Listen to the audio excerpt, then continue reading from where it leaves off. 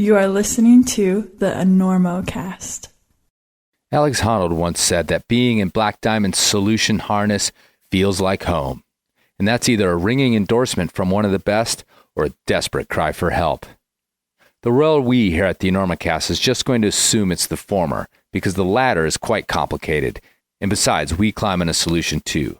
Not a sport harness or a trad harness, it's the one harness that stays in my pack for everything, because it's comfy and svelte without all the extra muckety-muck. I mean, really, what's a full-strength haul loop actually for? Anyone? Neither Smoot or Holly can tell you why you'd ever want 2,000 pounds hanging off your ass while you're climbing. So feel like you're home in a cleanly designed, comfortable solution harness from Black Diamond. And check out all their soft goods at blackdiamondequipment.com or your favorite retailer. Black Diamond, a proud sponsor of the Enormocast. Does your neck hurt playing someone else's project? Does your partner get in way over his head even on the warm-ups? Does the phrase, "I'll just do this move one more time," make your eyeballs spin? Then let Belay Specs fight for you. When my boyfriend started falling lower and lower on his project, Belay Specs saved my neck and got me a new boyfriend. Belayer neck pain, also known as BNP, can interfere with work, play, family, and snapping your head around at the gym to check out those abs. So if your neck has been injured in an epic belay session, go to belayspecs.com to see if you qualify for a pair of belay specs and to get what you deserve. Enter Enormocast at checkout for a discount. Belay Specs is not licensed to give legal advice to anyone. Results may vary by steepness. If Belay Specs cause you to trip, fall down, run into a door, nausea, dry mouth, you're probably too high to climb to begin with. We gotta get Listen, where you playing in town? You playing here? We're doing the Enormo Dome, whatever it is. It's terrific. Oh, It's yeah, a big house. We place, sold that it side out. of town. That's a Very big nice. place. You sold What's it that, out. 20,000 seats? You You really should. The hell are you doing? I couldn't sleep. I'm checking the ropes. There was a frayed end on your rope, and I'm cutting it out.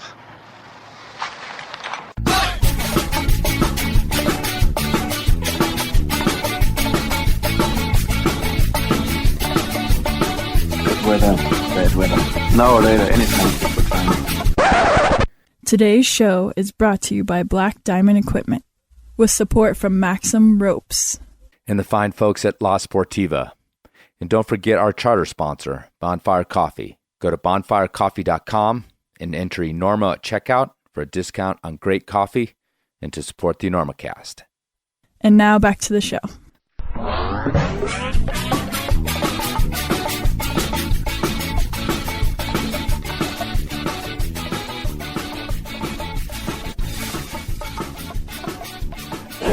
Everyone record this on your phones, and then everyone can send me the files and see what we get. It's a crowdsourced Enormocast. All right, we are going to go ahead and get started. I expected a sound person to be here a while ago, but then I was like, oh my God, I get to do one of these live shows and not have to do sound at the same time. It's going to be so awesome. Anyway, so that didn't happen. So hopefully we get something recorded out of this. If anybody's heard any of the live shows, I usually make some caveat at the beginning of those when I put them out that, like, this is what happened, and this is what happened, and this is why it doesn't sound this way. But it's a reward to all of you guys for coming. This may just go into your brains and never be heard again. So thanks for coming. This is the Enormocast. Please forgive us for that if that's the situation. Hopefully it'll then leave your brains at some point. But yeah, this is the Enormocast. Some of you folks probably know why you showed up here. Other people maybe just dropped in. This is a podcast about rock climbing, mountaineering, alpinism that I started something like 6 years ago. And I've been doing a live show at the 5Point Film Festival, I think almost from its start. Maybe the first year I didn't, but this is probably like our 5th year doing this as well. So thanks for coming. The live shows are a nice way to connect with everybody, and also when the 5Point brings all these people to town, it's always nice to sit down and talk with them. Today's show is going to be a little moderated conversation. I invited my friend Brendan Leonard, who's been on the show a couple times. up to help out today, which is awesome. And my mentor, who he doesn't know he was my mentor really, Fitz Cahall is also here. And you've been on a live show before, though. I think this isn't your first go. This is my first go. Really? I thought you sat on the couch at Bonfire once. No, I don't think so. Okay. Cool. I'm losing my mind, but I don't think I've been on the show. He does have little kids, so. Yes, that does that to you, too. What's that? I feel like I remember you being... Maybe we're making this up. Yeah, I think he was. I think he's the one forgetting about it. So, anyhow, nevertheless, I invited these guys up here to sort of moderate, or Brendan to moderate a conversation with Fitz and I, a little bit about podcasting and kind of our look at why we started it, the landscape that has changed considerably since we started it, and tell some stories about that, but also get to know Fitz as well, because I've always wanted to have him on the show as an outdoorsman and as a climber, just in his own right. But I think our connection is really about this podcasting thing, because he was an inspiration to me in the beginning, because he was already in like 5 or 6 years. I have questions. Okay, so I'm going to hand it over to Brendan, and we'll get going. I had this whole preamble prepared because I thought this was my show. Okay, I'm sorry. Go. I'll just cut that out. I'll just cut all that stuff out. You're probably wondering why I've asked you both to be here today. Anyway, we'll just go on. Yeah, I'm excited to do this too. When Chris asked me, because both of you guys have been at a distance mentors for me, where I've like looked up and said, "Oh, I wonder if I could do something similar to that," or creatively looking at both of what you've done. So I just put together a set of questions because I'm a journalist, and we'll kind of go through those a little bit. Would you like to go in order of seniority according to whose podcast is older? Yeah, or I do. Yeah. Okay. I want to start with a story I tell a lot, which I think you'll be a fan of as well, is Fitz's story of how he started the Dirtbag Diaries, because I think it's a story of, to me, and you can correct me because I'm just going to ask you to tell it, but you're finding frustration in getting published in regular writing in magazines and decided to read stories into a recorder in your closet in Ballard, right? And from there, I feel like everything else you've done has sprung from that decision. Maybe I'm making it too dramatic, though. How would you tell the story? No, I mean, it's not overly dramatic. I don't know, it didn't seem too harrowing to me when you just told it there. Yeah, but the closet, I mean, were the lights on? No, it was really sketchy, let me tell you. No, I mean, I was... I was always a very, very passionate climber, and I was always, before I really was a climber, I was always a passionate writer. And I thought I was actually going to go into the world of political journalism. I had an apprenticeship doing that, and the media landscape in the last 20 years is very different. Like, I graduated school, and it was like, hey, all that's out the window. And it was pretty clear that the paths forward were going to be really difficult. And I actually was sort of forced to become an outdoor writer, if that makes sense, because it was the only thing I could sell. And I was able to cobble together jobs, but even that was really difficult. And there was a point where I sold more stories that year, and then when I went and did the taxes, I got paid less money. And I was like, wait a second, what's that about? And it was the fact that the magazines were starting to slowly kind of die, and that they were just paying me less. And they don't, when you're a freelancer, they don't tell you they're paying you less, they just pay you less. And it was really clear that the things that I wanted to do in my life, whether that was, be able to pay rent at that stage, to one day, have a family, they weren't going to be possible with the path of writing, because I needed to do something else with my life. And that was kind of one of those realities that at 27 or 28 was a little, kind of felt like, oh, this thing you've poured your heart into, this thing you've gone to school for, all this training is like, you got to throw that out the window and, do something else. And my last hurrah was basically taking all these stories that I thought were really good, and putting them, stepping into this little tiny closet on a very busy street. I was actually in Oregon at that stage, and lived on a busy road right across the street from like a big grocery store, and there's like trucks rumbling by. and exactly right, like right now. And I didn't put feel that very at home. in post. And yeah, I did it, and it was, and the reality was, yeah, it was kind of a lot. That's so awesome, actually. It was perfect. What year is this? Not to interrupt. That was 2007. So yeah, and podcasting at that stage was super young. I mean, maybe it had only been around for a year or something like that. And I just did it as a way to just be like, I got time to kill. And I put these stories out there, and it was really clear. I released them. And when you do this and you start your own thing, you look at the numbers, you see who's there, you see who's like, you're like, oh, it's really exciting. And it was like, okay, so I sent an email to 30 friends, and the 30 friends listened to it. And then the next morning I checked, and it was like 300 people listened to it. And I was like, I don't know 300 people. And then the next day it was like 3,000 people had listened to it. And I was like, I get a second chance at this whole thing. It's like, I don't get to do it the way I imagined doing this, but I get to do it in a way that I'll have to imagine a new way forward.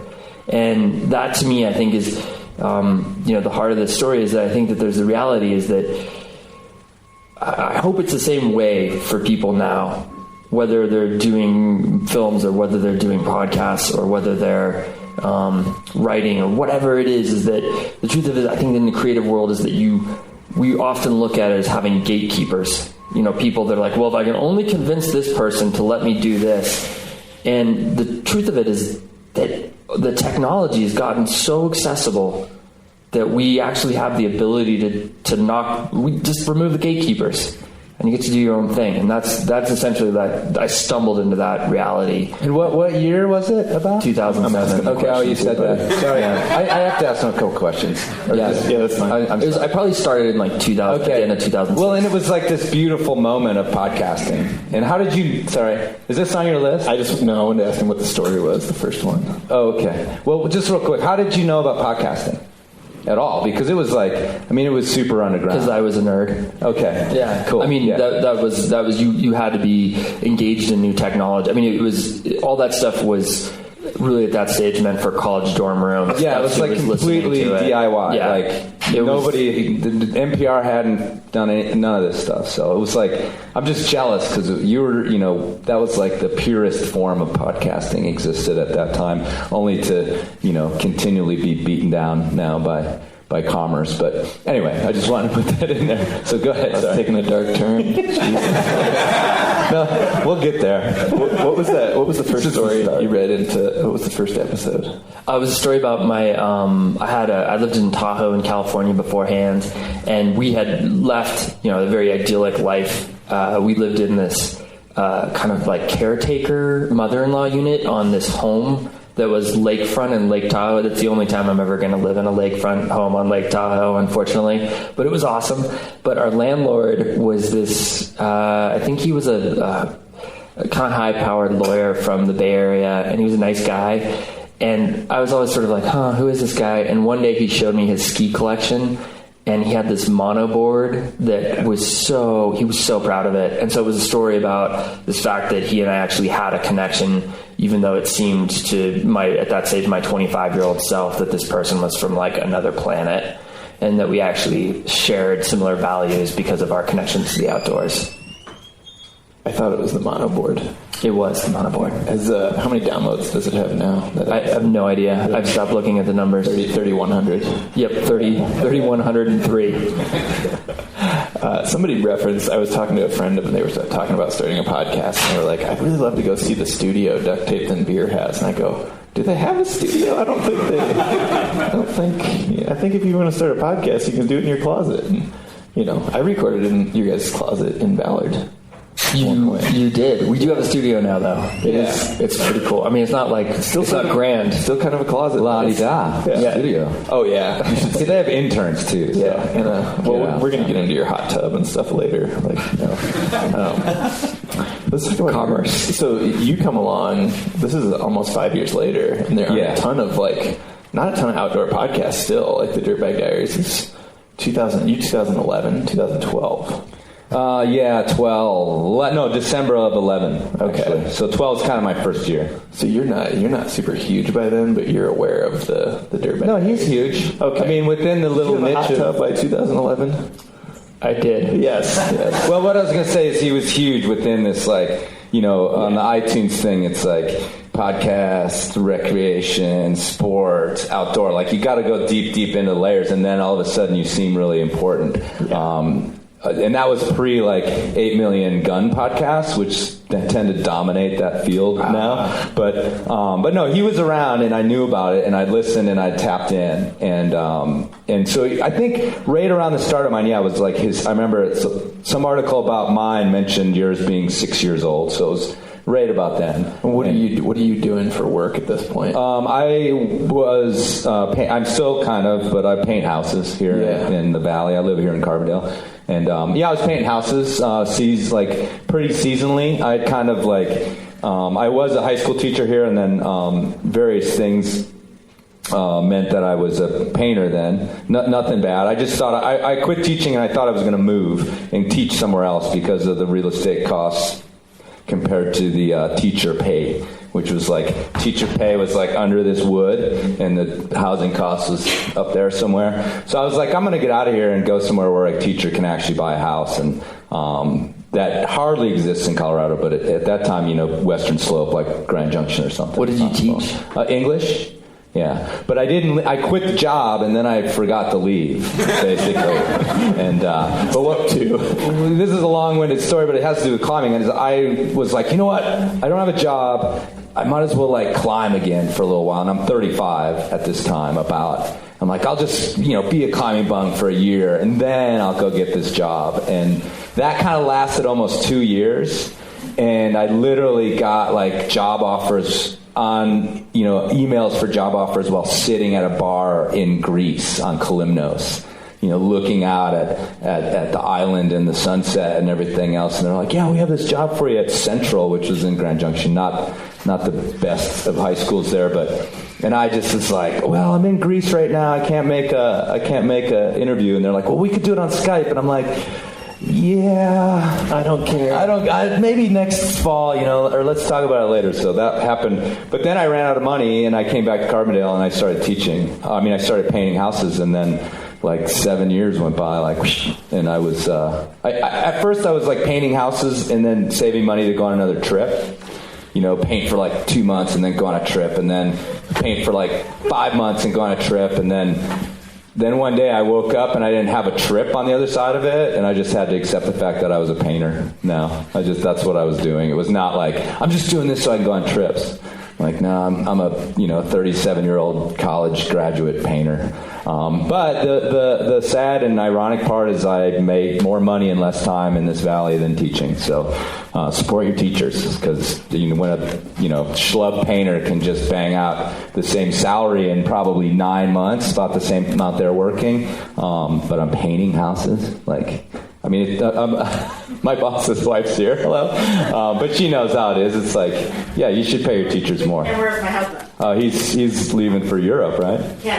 Canada. To ski. So anyway, so it's a good lifestyle, and it fit with climbing. So what was the question? I just wanted to get your thoughts on the importance of education. Yeah, there you go.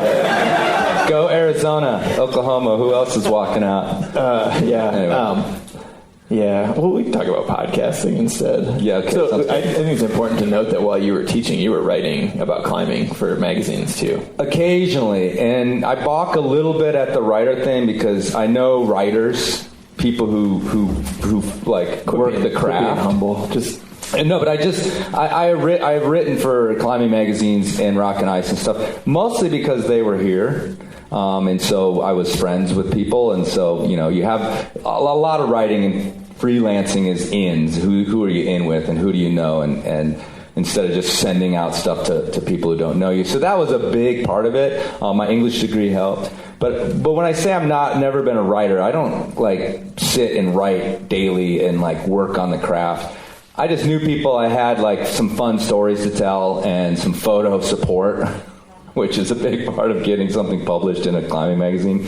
So I was occasionally writing and putting stuff down on paper and getting paid for it, but was never like Fitz, where he was trying to, pay rent with that money. It was always just like a creative project that I got to do, and I was like, whoa, somebody's paying me. But I could tell, when I would put in hours and hours and then edit and hours and hours and hours and hours, and then you got the check, you were like, do not figure out your hourly on this because it's going to break your heart. It's like worse pay than teaching. Yeah, for sure, yeah. But I mean, when you can go and work your regular job, for 4 days and make just as much money, it's kind of like, whoa, this is my creative soul I'm giving you guys. And they're like, 1, 2, 3, there you go, there's your money. So 2011-ish, you are painting houses. Did the podcast sort of spring out of sort of like, I don't want this to be just what I do, paint houses and climb? Or where did this come from? I think not as consciously as that, but I'm always, I'm happy to make my work and be, do creative things elsewhere. I know there's, you gotta, your work has to be something you love and you're passionate. Yeah, that's great, but the reality of it is that most of us don't get to do that. And even if we do, if your passion becomes your work, a lot of times it is no longer your passion after a long time. I mean, for me, guiding was like that, guiding climbing. Like, I got burnt out on it, and I was like, this is actually ruining my love of climbing right now, and I got to stop. So, nevertheless, I'm totally able to divorce the two, but not be like, I hate being a painter, I need to do something creative. It wasn't like that. It really was about the fact that painting allowed me to listen to podcasts. And I discovered them in that era. And, your music's like, how many times am I going to listen to Rush 2112, while I'm painting? Like 150, 200? I mean, after that, right about 200, I'm like, I can't listen to this again. Well, maybe one more time. I can't do twice. Anyway, but, podcasts just took over music. And the other cool thing was I felt like, wow, this medium can give out so much information. And my big story that I tell is that I listened to an old, like a DIY kind of, when I started listening, there was this hump that was happening where people were getting more serious about their podcast, production value and everything else. This one was still a DIY, the history of Rome. And it was like 160 some episodes, half hour or so on Roman history, like nitty gritty. Although the guy was kind of funny too. Did you ever listen to that one? I did. I mean, not all. Right. I didn't need to go that deep, but yes. Well, when you're painting, I could do 8-10 episodes a day. And what I realized was that I was getting like, I was getting semesters worth of Roman history. How many lectures is that, like, into one thing?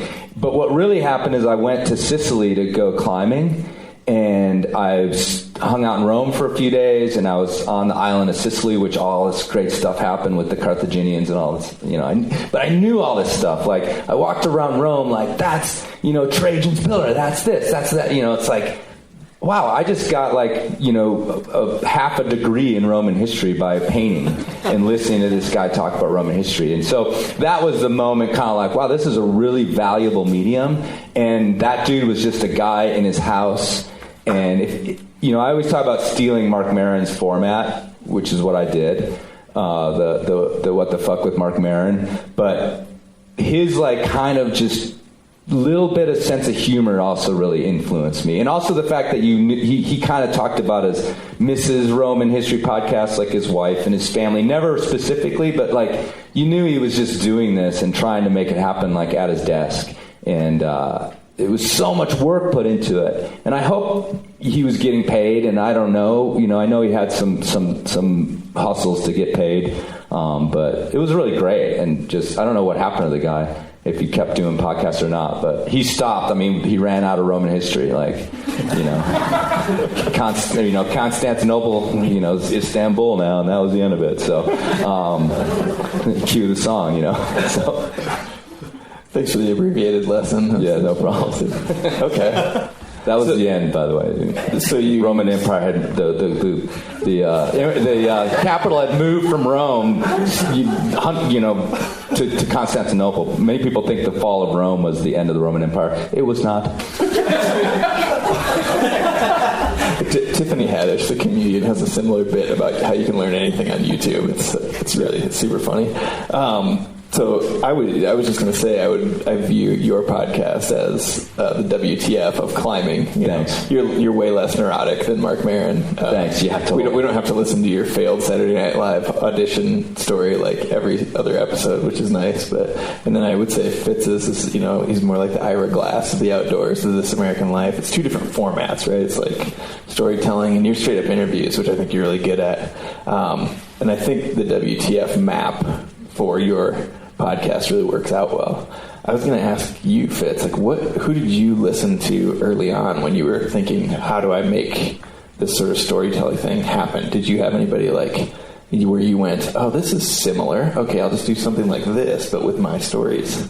Yeah, I mean, you brought it up. It was Ira Glass and This American Life. I mean, I very clearly remember the first time I heard that show, probably in the late 90s. It was like walking in and just being like, this doesn't sound like anything I've ever heard before. I think there was like Prairie Home Companion, which if someone likes that show in this room, I'm really sorry, but I cannot stand Prairie Home Companion. And I know I've just offended God. I just did it. Oh, sorry. Anyway, but when I heard This American Life, I was like, wow, what is this? This is different. And it always stuck with me. And Ira Glass, I had a very clear thing is like you learn through imitation, and he encouraged young people or young creatives to basically go out and do a lot of work, borrow from other people, not plagiarize, but like borrow concepts from other people, try them on, take what you like, leave what you don't. And I took that to heart, and I just started doing it and being like, well, there's no one else doing that. This doesn't exist in the outdoors. This would be cool if it did this way. And, that's what I did. It's not entirely, I wish I had like a grander story, but I think that is kind of a pretty valid takeaway, is that you learn from other people and you learn from other people's work. And then hopefully you're lucky enough that you get to find your own voice along the way. Was there a point, I think there's a funny story coming from this, but I think early on, I remember you saying people, or maybe Becca told me that people would recognize your voice sometimes when you were out in public and be like, are you Fitz Cahall from the Dirtbag Diaries? And you weren't super good at handling it. No, I was like, I'm still terrible at it. I think radio is, I was having this conversation with a friend this morning, actually, where radio is a safe place where you can kind of be detached, and it's like you're in a closet by yourself, and then at the same point you're on stage simultaneously, and it's this really nice bit. And for me, I was not prepared for that kind of interaction ever, and I was horribly awkward. Like, I would make it terrible. Like, someone would be like, oh, I'm such a fan. I'd be like, and like run away, and like I'd be like, I literally would like run away and shrink, and Becca would be like, yeah, that's him. That's who it is. And I wasn't, I mean, not that happened a lot. I'm making it sound like it was like I was famous or something like that. I wasn't famous, but it did happen, and I was horrible at doing it, and I still have to kind of take a deep breath and be like, okay, don't act like you've never done this before. Like say thank you, and go from there. But it's still a struggle. When that started happening, did you realize that, oh wow, this is kind of getting out there a bit? This podcast, like, it's maybe succeeding. Like, if people are behind me in line at the coffee shop and recognizing when I order a latte that I'm the same guy who told the story on. Yeah. I mean. I already knew it. I guess I don't mean to sound vain about it, but like, because of the point that it was so early in the whole process, is that community was small, and so the amount of feedback you would get, you understood that this mattered to people. And at the same point, that was when social media was starting to creep up and really become something that, I mean, it's kind of wild to think that it's only really been 10 years since you had a Facebook account, but people were already starting to connect around this. So I felt very anonymous, like on a physical level, but like inside the world of the computer and all that, it felt like I understood that there was something behind the show already. So it was a little hard when the digital became analog, that was awkward. That was an awkward period for sure. Well, I hope you're doing better about it now. It's tough to I've gotten there. Okay. Has that happened to you? What's that? Like, not just regionally? Have you been recognized? Well, your voice recognized? Yeah. No, it happens all the time. Are you better about it than Fitz is? I think so. Probably. I mean, we have... I hope so. Fitz and I, we definitely have different personalities. I have this weird...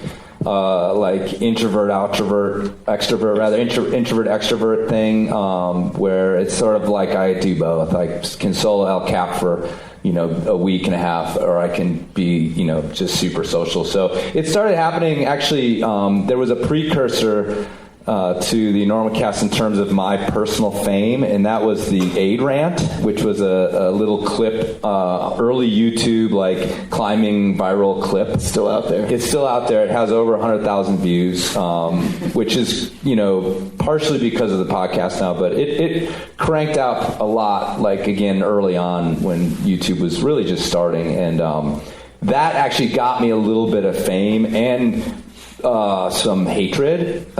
You'd have to watch it. It was, people can't take a joke. To paraphrase, it's like basically the aid climbing grading system. Like, if someone has to die to make it a hard climb, like in one sentence. Right, and also I kind of claim that aid climbing was really easy.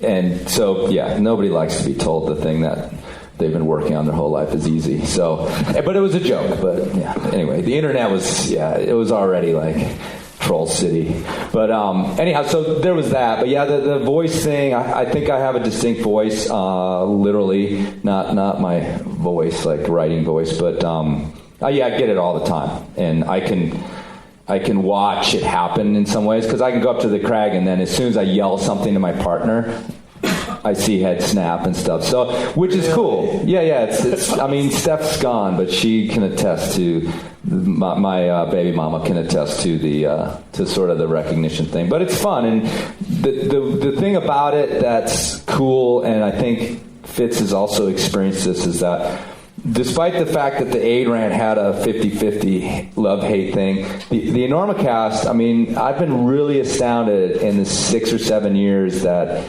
it's, almost 100% positivity about this thing that's on the internet, which is like nothing on the internet makes everybody happy. And either it doesn't give enough fuel to the trolls, or they just don't bother, maybe, because I don't do that much that's controversial. But, there's criticisms, and almost all of them valid. He talks about himself too much. Here we are. Is this enjoyable for you? Yeah, Are your critics going to hate this? Yeah, they are, but they don't listen. So it's been great. So when I do meet people, or people recognize me, nobody's like going to give me a hard time, and it's always just like great to meet people. And I'm not a sort of sentimental or sort of wishy-washy person about like doing all this good in the world, but we've certainly created a community around the podcast, and I think I work hard to sort of make sure that people understand the community of climbing and what it means to be part of it, and all the positivity that's in it. And so all of that's just given back to me 100%, whether I'm at a festival or just at the crag or anything else. I had people give me money this year just out of their wallets at the crag, like, well, I've been meaning to donate, I have my wallet here, and like gave me some money. So I was like, yeah, right on. That was the first time, though. Here's a bag of weed, too. Yeah. Right on. Anyway, but so to answer your question, it happens all the time. Like, I can almost count on it. I think what's interesting that you guys have both probably experienced, or that you don't see necessarily, it's not directly coming to you, but you're giving people these pieces of culture that they're using to communicate with their friends, that you don't necessarily hear about that, but I was just talking to Graham Zimmerman this week about your interview with Steve Swenson, and I said, my favorite quote from that podcast was Steve Swenson going, "Pain is just a feeling," and I was at the time training for an ultra marathon. I'm like, this is perfect. I'm going to keep repeating this to myself. And I know the Dirtbag Diaries has been that for so many people as well, where we're just, you're not privy to those conversations, but they're out there, and people are like, oh, if you listen to this episode, you have to listen to this episode. It's my favorite of all time. And you don't necessarily hear about that stuff, but you're giving that to people, which is probably the greatest thing about the whole thing. I mean, besides people coming up and giving you cash. Yeah, that's pretty great. So, yeah. I wanted to talk a little bit about, so you knew Fitz had been, had been doing well with his podcast, and you were kind of, we talked about this a little bit beforehand, but you're like thinking about starting a podcast, and you were hoping he might, give you a little bit of beta on how to succeed in this. What happened?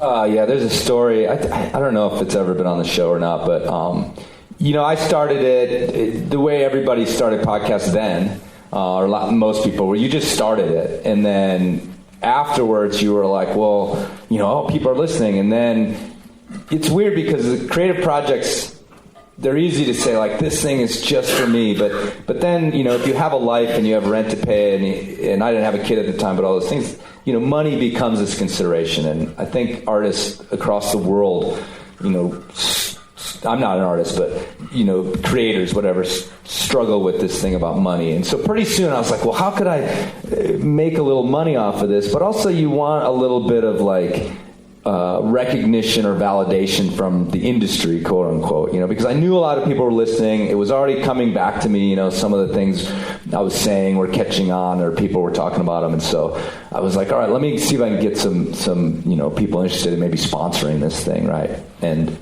I knew his had, Patagonia was on board at the time, New Belgium. I don't know who's all these people are still your main folks with that, but Pepsi is now. That'd be great, actually. They have so much money. They wouldn't even so whatever they're paying me, they spend more on toner in a day at their office. But anyhow, so yeah, I was just like, well, let me try. And so I sent out the requisite emails, and I just got back the most pat, bullshit answers to these emails, we're just not doing web or not doing blogs right at the moment. And I'm just like, I'm not a fucking blog. This is something totally different. And then I was at a POV thing here with Backbone. You were there.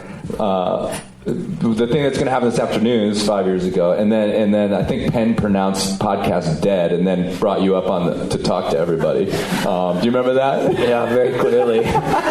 Here's the guy who knows about this dead thing. But look, it's working anyway. He's still doing it.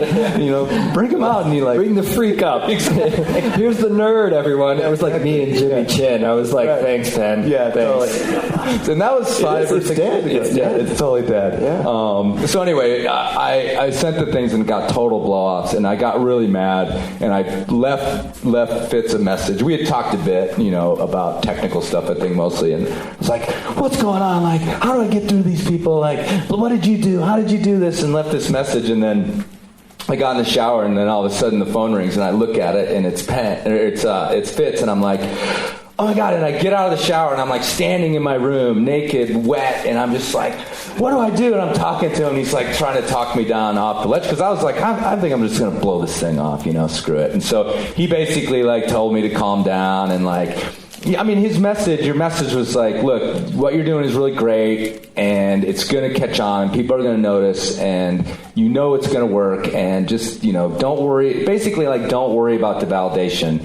Now they're going to come on board, and people are going to, if people keep getting stoked on it, they have to recognize you. And, by the time I was done, I was shivering and thanks, Fitz. And he probably thought I was in tears, but I really was just cold. Did you know he was naked? I did not. I don't know if he informed me of that. Which is good. I'm really glad you didn't, because I've been this is, it might have been a quicker conversation. That's why the video phone really is never caught on. Yeah, you don't want to do that. I think we're done here now that we've covered how Fitz Cahall saved the Enormocast. Yeah. Well, thanks, dude. It was really nice of you. I don't think I saved it. I think he was doing a good job. And I think it is, I think with anything, it's I think that sometimes there is that validation. I think maybe a less kind word for it would be the entitlement of the business side of it. And I think that there's degrees of that, but it's the business of creativity is difficult, and there's no denying that. And there's no denying that it is not selling a widget or something like that, that there's you are selling part of who you are in a way, for better or for worse, and it can be quite painful. Well, the thing too, you mentioned the no gatekeepers, and that's been I've been an evangelical for podcasting since then, because I was just like, it's awesome. You can just create one and put it out there, and there's no studio, and there's no FCC, and there's nobody telling you can't swear and you can't do anything. But then all of a sudden I ran into the gatekeepers, and the gatekeepers are people who want to sponsor your show. And the crowdsource thing works pretty good, but the internet, and this is again 5-6 years ago, it's always been a struggle how people make money on the internet, because everything is pretty much free. Newspapers have gone down that way, and magazines have gone down that way, and so struggling to monetize whatever you're putting on the internet, because it's like we all start from this platform of it's free, and podcasting is, everybody's, why don't you charge for podcasting? It's like, it just doesn't, I don't know why, but you don't charge for it. And so everything is sponsorship, commercial based, or getting someone to voluntarily give you money for something that they can have for free, which works okay. I do get, that's been a big support of the podcast, but it's tricky. It's tricky for sure. The patronage of the arts has changed vastly in the last, 20 years, I think. What's one episode of the Dirtbag Diaries if nobody's ever heard it before, and you meet them on an airplane, you're like, I do this thing, and they say, I'd like to listen to that. Where would you say they start? You don't have to say the ones that I've done for the Dirtbag Diaries. Might be nice. Anything that Brendan Leonard's done. No, I don't know. It's weird, because I think that the Diaries has grown. I mean, if it's grown beyond me, and Jen's sitting in the office, and she's incredible, and there's Elizabeth sitting next to her, and she's done stories, and I knew really quickly that I wasn't terribly interesting, and that I needed to move on from there. And so I think that we made it a home for as many voices as we could realistically sustain, and I think that's still a goal that we have and still grow. So for me, it's different, because some of it's like the things I really love to report on. Like there was a story in 2008, and again, like the wonder of the internet at that moment in time. So I found out, I don't even know how I found these guys, but there were these two soldiers who were deployed in Iraq. It was they were inside the Sunni Triangle, and it was that really terrible point in that war where we were kind of getting our butts kicked, and the troops were getting their butts kicked really badly. And these two guys were climbers at home, and they needed something to stay sane. And they built this climbing wall in sort of a half-used hangar on their base. I sent you this guy. This guy emailed me. That's how you get the story. Is that how it is? No shit. Really? Yeah. Are you sure? I think so. Okay. Well, that's how that worked. Thank you. And so I love that. And it was like I had to figure out I didn't have enough money to fly to Iraq, and they were there, and I think we just like figured it out on email over time. And even then, I think for the troops over there, like this thought of Skyping was like you couldn't get that to work.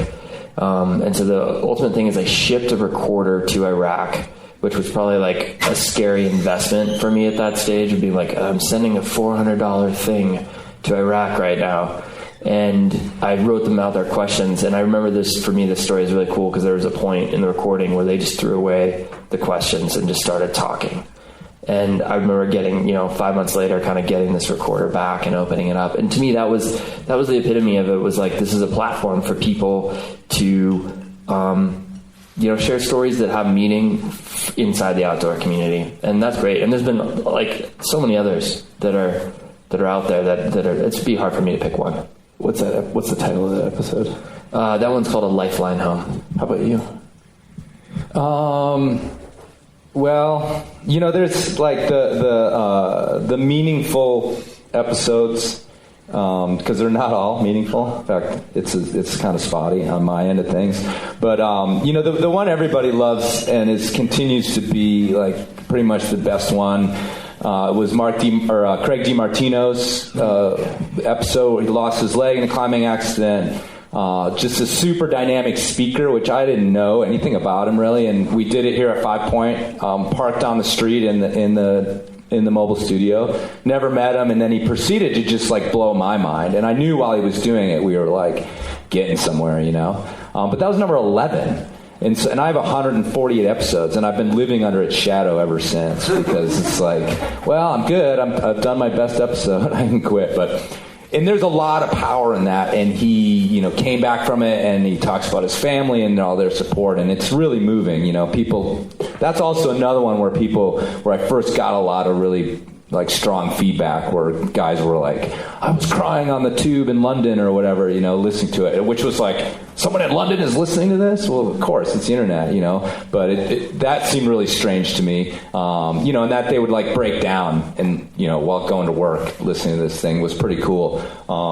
But for me, like the power sometimes of my version of podcasting, you know, to Fitz's version is the the word authenticity has been like hijacked by the industry, but the fact that in a lot of them it's just me and a few people like shooting the shit about climbing for 45 or 50 minutes and maybe not getting that deep, but just laughing and talking about it and relating in a way that everybody relates to climbing is, I think, one of the things that I do well with the podcast is more the get to listen in to just like folks talking about climbing, and I realized after a while that that was like a valid thing to do with my podcast, as opposed to always be looking for this like thing to make people cry or to, you know, to move mountains with the thing. And you know, those episodes, and then of course I have a bunch with Hayden Kennedy. Yeah. It's funny when you say that, because I remember I was on a bench behind Kind Coffee in Estes Park. I had just gotten done climbing with my friend Josh, and he goes, have you heard of this podcast, the Enormocast? And I go, no. And he goes, you got to listen to this episode with Craig DiMartino. And that was literally the first episode I ever listened to. And he's an incredible storyteller. And Fitz made a movie about him, so here we are, full circle again. Right. And I couldn't say, hey, no, I'm over it now a little bit, but you know, those are the episodes too, where, you know, a couple of them were the thing with Sarah Torre and was pretty heavy, but you know, there's an episode or two where we're just talking, me and him, and Andrew is the one I can think of, and like the meaning of it is now, like that we captured it. Yeah. And that you got to hang out and that it's on. Yeah, I've had more thoughts about that recently in the last few years, like about just like, that was just a moment we got to have, you know, and it changes the dynamic when you're just interviewing somebody straight up, as opposed to being like driving to the crag or whatever, where you're normally talking. You get to actually ask them questions, and it's not awkward. And I don't know, maybe that's just between men and we don't know how to talk to each other, but you know, maybe that's it. Yeah, the beer helps. I'm going to switch to climbing, I think, since this is a climbing cool. Yeah, sounds good. You get very bored to tears, like, I don't give a shit, I don't want to start a podcast, I don't care. No, I've been running a joke here that, like, since we started this, 2 podcasts launched. You know those things where they're like every 10 seconds, you know, someone gets diabetes. Yes. You know, but they're always really bad, though. They're always just like, someone gets killed in a blah, blah, blah. And it's like never like every 10 minutes, you know, a kitten is handed to a child. Somebody got a free refill. Exactly. But yeah, like 2 podcasts came online in the last 45 minutes for sure. Just like, publish, yeah. Fitz, have you ever climbed a rifle? No, I've never climbed a rifle. Oh, that's awkward. Have you ever climbed an index? No, I have not. Oh, I have not. Okay. Go fish. Go fish. I think that Fitz and I were talking about this a little bit on the way here, how sort of people who become, you know, climbing becomes part of their identity. They have sort of a formative period where you're out all the time, or like it's the most important thing in your life at that time. Do you have where it was the most important thing in your life? And you and I talked about this more, as like it later on changes into a metaphor, but at the time it was just the thing. Where were you?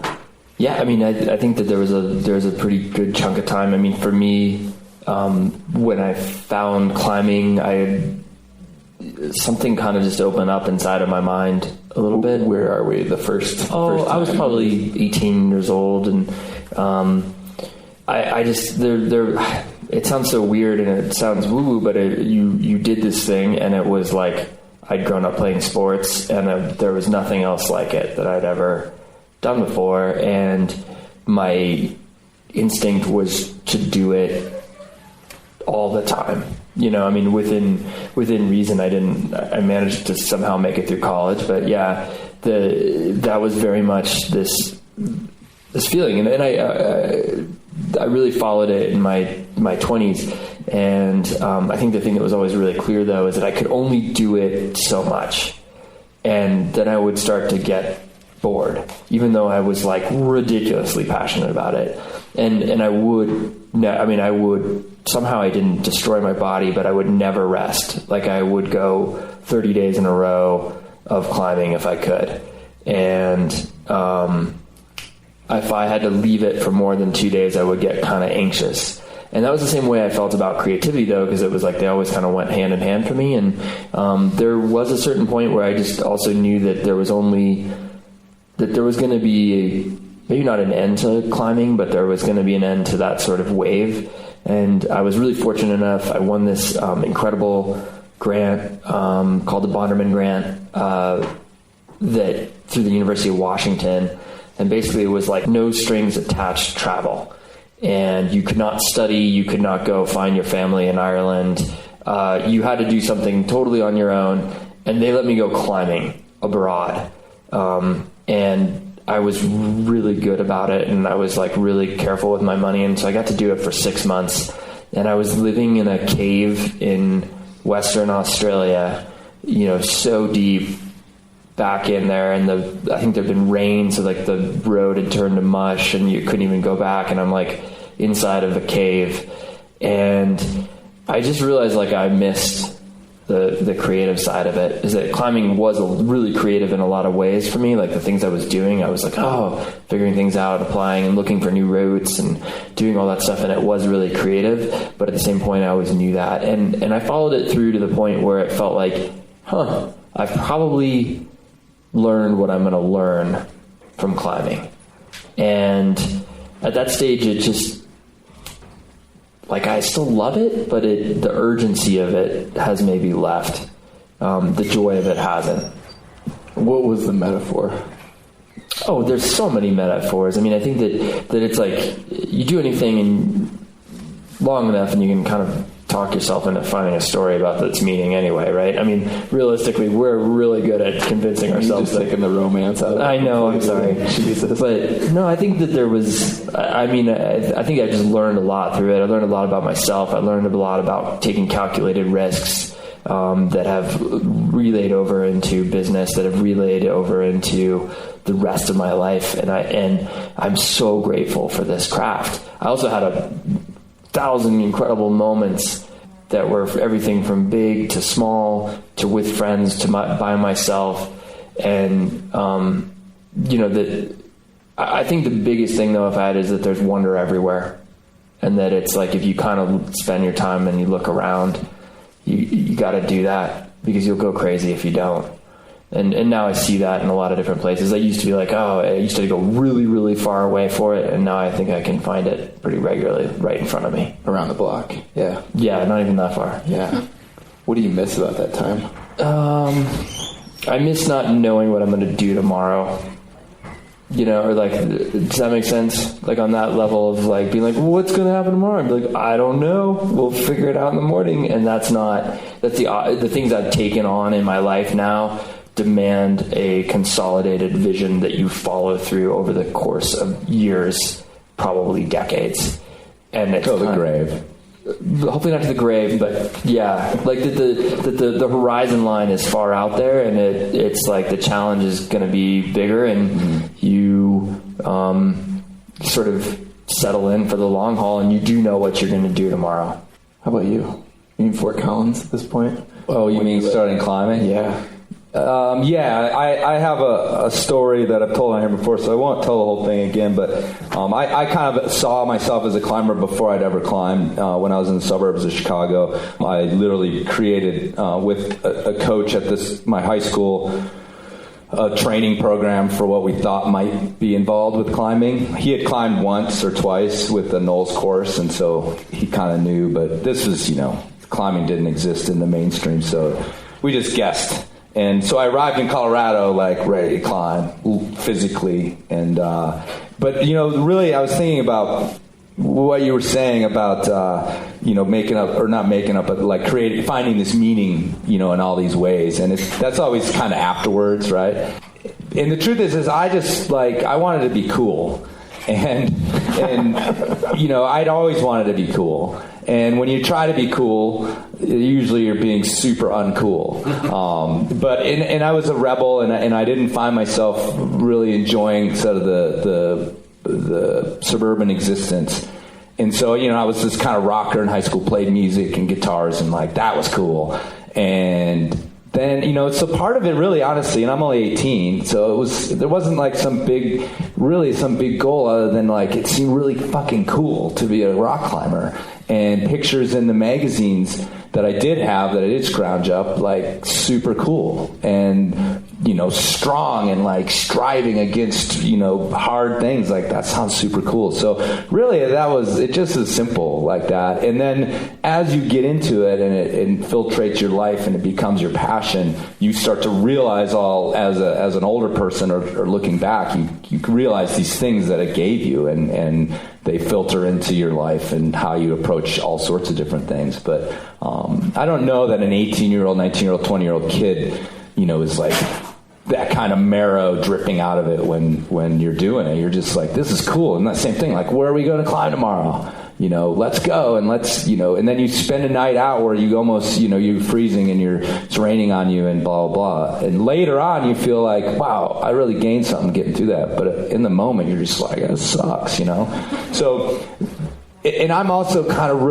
I'm super cynical, actually, in this, kind of practical, I'm sort of really, is that really real? Is that something that really happened, or is this just part of the narrative? And so I'm always re-examining and if you listen to the podcast, and many of you may never have or don't listen to a lot, but, I can be crusty as hell on that podcast. And it's part of that of every time you go climbing is not this epiphany. Most of the time you're just going climbing and you come home and put your pack down and turn the television on, and it was just a day of climbing. But when you look at media, it's every time you go climbing, it's just this whole movement in your head and this epiphany. And it's I always joke, if that happened to me every time I went climbing, I would have gone insane 20 years ago. No, I can't have another epiphany. Thank you. I just want to go watch TV and so my podcast has a little bit of that in it of really, is it really this meaningful, or is it just something we do to be cool? What are the macro lessons though that you're looking back on almost, a couple of decades of climbing of you're doing it still because it's meaningful. So what are the macro things that you've taken from it, from that all this time? Again, as a self-examination, I'm curious all the time whether it's shaped me or whether I gravitated towards it as a person that wanted to do those things. So did it make me, I think I'm a very motivated person when it comes to, these projects we've been talking about, the podcast and whatever it is. I have a really, I think I'm very, I can be very stubborn, but also that's negative. But the other side of the coin is that you're a hard worker. You keep at something, you're bullheaded.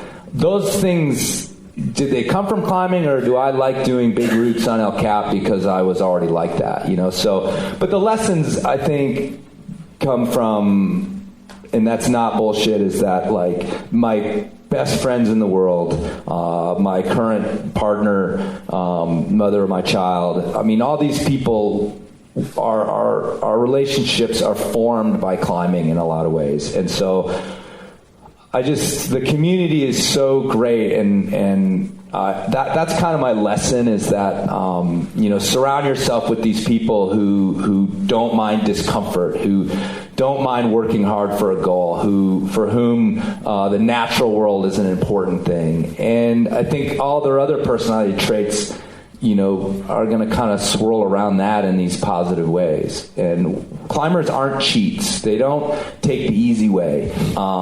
They generally are not people who want to gain something over on you as another person. And it's just a really nice, great community. And I'm just, again, the chicken and the egg thing. It's like, did I join the community because I already wanted those values, or did I discover them after I joined the community? Do you know what I mean? Yeah. That's tough. I mean, maybe I just lucked out and I found this thing, or maybe I would have found it no matter what. It's kind of this weird question that you can't answer. Yeah, it reminds me of one of my favorite quotes from this guy, Tom Hansen. There's no cheating in climbing, only lying. Yeah, right. We find you out. Yeah, exactly. Mostly. If it matters, we find you out. Fitz, who did you tie in with in the early years of climbing who influenced both like what you did out there as a climber and how you live like today still? Is there someone like that? We're getting really deep here. That's a good question. I don't really. I mean, I think that first and it's really interesting. My first climbing partner, we were really lucky. We didn't die a bunch. Like really, really lucky. Yeah, you can't die a bunch. Yeah, we would have done it. If we could have, we would have done it. But yeah, no, it's pretty wild. I mean, I feel really lucky is that not everybody that I used to tie in, I'm close to now. But I think there's always these moments that we come back to. And I think that's a great example of like, Scott was, had that same sort of gregarious spirit, was searching. I met him in a class at school, and he talked me into. He was the guy who talked me into going to the climbing gym, and I went, and then we went and had all these incredible adventures through time. And he went and studied abroad in Russia, and he came back a little bit weird, he would move back in with us, and we'd be like, "Oh, something's off," and he ended up having very, very pronounced schizophrenia to the point of he ended up in a prison in Montana. That his parents were somehow found out that he was there, and he just because they hadn't had the mental health training in the police department to know what was going on with this guy, and he spent a decade fighting back from that, and is actually a priest that works with homeless people now. And he and I probably talk once a year on the phone, and everyone's be like, "Oh yeah," and we'll talk about climbing El Cap together for the first time and all that. And I love that's we're in totally two different worlds now, and there's this thing that has this little granular bit of meaning to it. And I love that. And then there's other people too, for me, Becca, my wife, she and I did this together from a really early stage. I think the first alpine climb I did, I think it was her first alpine climb too. And we've done so much else together, and so many of those ways we learned to be a happy couple came from those experiences climbing, and making adjustments in goals or adjustments in missions based upon how the other person was feeling that day or whatever it was. And that sort of ongoing conversation that's a daily part of life now was formed in the mountains together. So those are that's kind of what I think of. Parenting is sometimes like alpine climbing then, maybe? Yes. Good and bad. Yeah. No, I've got a terrible memory. Okay. I've always had a bad, with the alpine climbing thing, I was well suited to it because it was that's horrible. And then 2 days later I'd be like, that's great. And it's very similar. People are what was it like when the kid was 2? And I was like, good. It's sort of, I really have just wonderful good habits. Yeah. I forget those things. Yeah. What about you, Chris? Who was an early person you tied in with who was influential? The most important guy I've climbed with is a guy named Rob Van Arnhem, who's from Crested Butte, and my first year guiding. About 4 years into my climbing, I was guiding already in Estes Park. In Estes Park, yeah, and shouldn't have been, but hey, that was like pre-AMGA. They were like, "Come on, just come guide." And he guided that 1 year, one summer. I was only a summer guide, and he was there that one summer, the first summer, and then he never guided again. He was like, "I don't like this," and I kept at it. But we started that summer a climbing sort of partnership that lasted for decades. He's now, unfortunately, he bought a house in Baja, and he's like super into surfing and gone 6 months a year. So I kind of lost him to that, although we're still super close and we do climb occasionally. But the thing that we connected on was the big mission, which is something I haven't really talked about on the podcast a lot, but it's this really essential part, I think, of climbing for me. And it's the idea that if you can't go on some like super gnarly expedition somewhere or anything else, you can just find the big mission in your backyard. The enchainment of so many routes in a day, this climb and this climb and this climb, and we're just going to run to and from all of them, and we're going to like make it some little competition with our friends. And the first one was, there was this thing called the Front Range Triple Crown, which was to go do Wunsch's Dihedral and the Naked Edge and Country Club Crack like in a day, which is mostly driving, and it doesn't actually take very long. But it was just this fun thing that we'd heard about, some friends of ours down there did. And so we did that, and then the next year we added the Crack of Fear, which is up in Estes Park. So now we drove to a whole nother climbing area. And that was the beginning, and then over the years we did like all the Bridger Jacks in Indian Creek, 8 towers in a day, and stuff like that. And so we kind of just were like, that's what we're going to do. Oh, we did the Diamond Chief's Head to Spearhead in a day was another one that we did, this is all like, maybe not going over everybody's head, but just doing like, most people would be like, yeah, one of those is an awesome day and an awesome climb. We were like, let's do a bunch of them until we're so tired and we're just like plodding out of there in the middle of the night, just wrecked. And that was a really meaningful thing for me. And I climbed El Cap for the first time with him. You mentioned that with your buddy, and that's also super formative. And then 10 years later or longer ago, we went back and free climbed it together. So just a guy, and just so like-minded. And then you look at his life, and I admire him in so many other ways, in the way he conducts his life. And he's a business owner, and he's just everybody in Crested Butte is just like, yeah, Van Arnhem's solid, like this solid dude. And so yeah, that was probably the most important guy I ever climbed with. Sounds like a sort of creativity and adventure sort of thing. Like when you don't just repeat other people's tick lists and you do your own thing, which I think is enjoyable. It's like, the more contrived it is, the more fun it is sometimes. And it's super contrived, especially that Front Range thing. It's like, just, they're classic routes, and, it's not even that hard to do, but it was and then there was other people doing it, and so you had kind of this weird, we didn't really time ourselves. That wasn't a thing then. That's a big thing in all sports, it seems like this, but we didn't really time ourselves. But just maybe style was an important part of it. I don't know, but you let it be known in your community that we just did the Front Range Triple Crown. Just, again, trying to be cool. By bicycle. Yeah, that would be the next one, right? Yeah. We did it in a VW, which is about as fast as a bicycle. Yeah, right. Bicycles break down less often. Yeah, exactly. How is you guys are both dads now. Yeah. How has having kids changed your perception of climbing, or how has the whole thing evolved for you in the last few years because of that? I think that it's really funny, because I think when I became a dad, I was like, this won't change me. Or actually, that's not true. No. I'll walk that back. I actually got really frustrated and be like, being a dad's going to change who you are. And you're like, to be frank, no shit. like I'm aware of that. Like, I'm not an idiot, like that's going to evolve. But it was funny with the climbing, I definitely was like, I don't think this is going to impact a lot. And it has really, that's been one of the surprising things is I've become somewhat less comfortable with some of the risk. And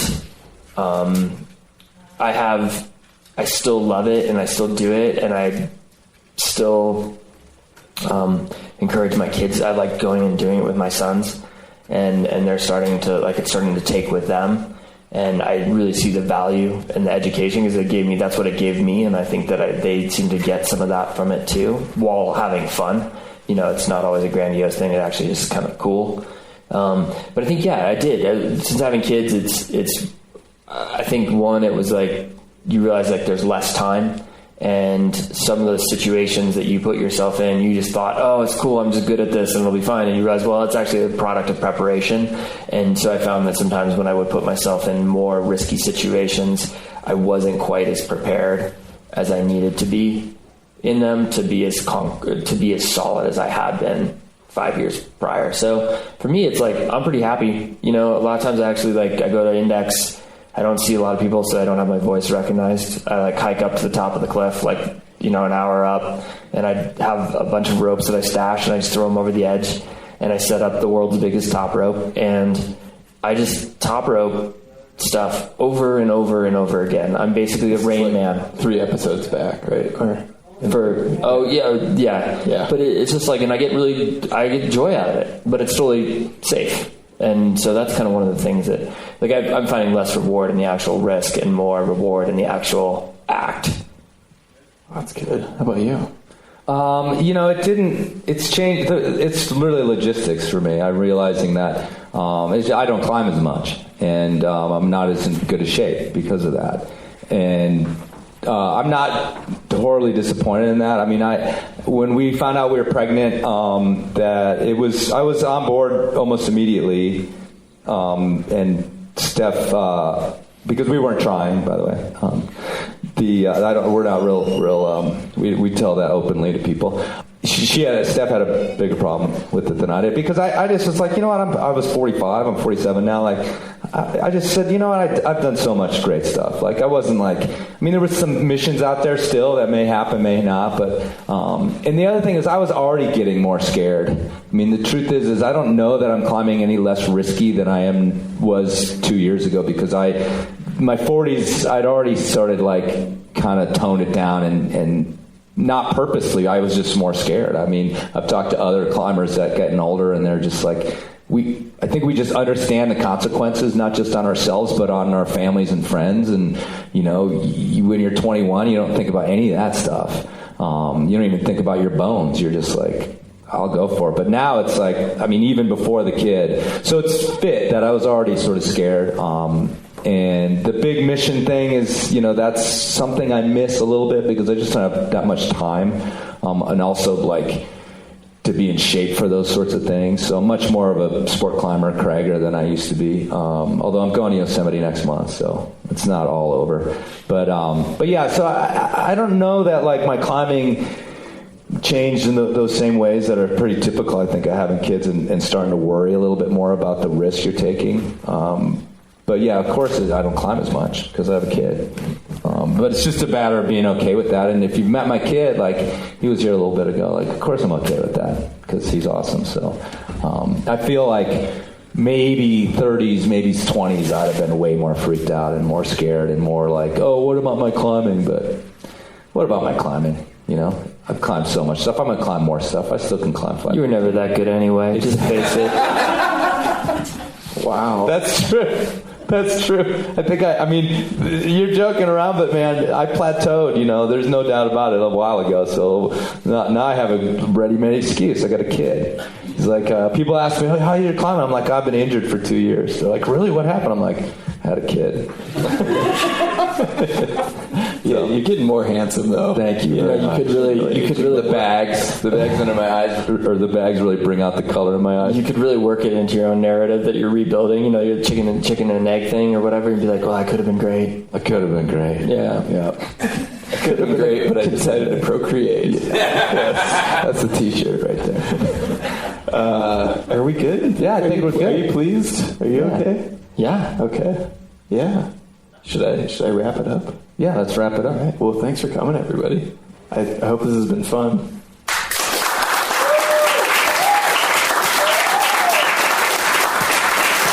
Thanks.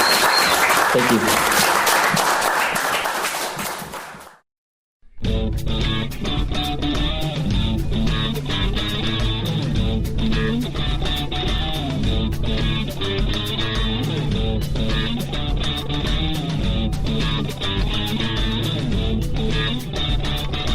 Want a beer? You gonna call room service? We got beer. If you haul beer up this rock, you're insane. I may be insane, but I'm not stupid. I didn't carry it. You did. It's in your pack.